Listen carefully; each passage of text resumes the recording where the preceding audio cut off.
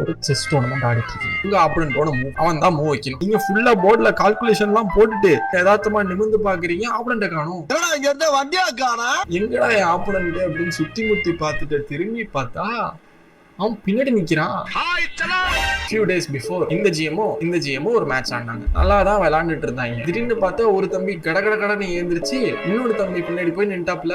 எங்கடா போர்ட்ல மூவ் வைக்காம பின்னாடி போய் நிக்கிற அப்படின்ட்டு இந்த தம்பி பார்க்க பின்னாடி நின்று ஜம்முனி யோசிக்க ஆரம்பிச்சிட்டாப்ல. இவருக்கு ஒண்ணுமே புரியல. டி மூவ் விளையாடாம என்னடா பின்னாடி நிக்கிற அப்படின்ட்டு ஒரு பாயிண்ட்ல இந்த ஜிஎம் என்ன பண்ணிட்டாரு, நீ மட்டும் என்னடா நிக்கிறது, நானும் நிக்கிறேன்டா அப்படின்னு இந்த தம்பி கடன்னு ஏந்திரிச்சு போய் பின்னாடி நின்ட்டாப்ல. ரெண்டு பேரும் இப்படியே நிக்கிறாங்க.